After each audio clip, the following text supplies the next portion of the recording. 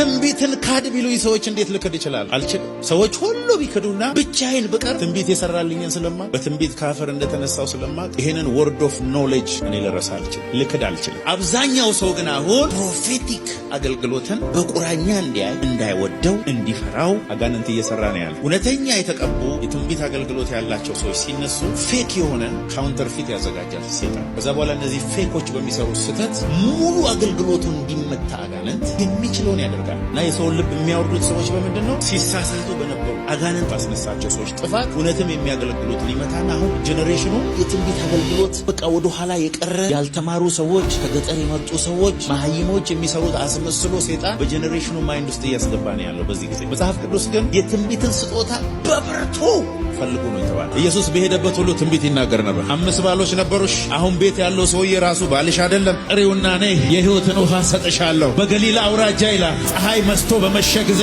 ኢየሱስ በሕዝቡ ሁሉ ላይ እጁን ይጭን ነበር። አጋንንትን በታላቅ ድምፅ እየጮኹ ከሕዝቡ ውስጥ ይወጡ ነበረ። ኧረ አሜን አሜን አሜን። የኔ የእምነቴ ጀማሪ ሐዋርያ የናዝሬቱ ኢየሱስ ነው።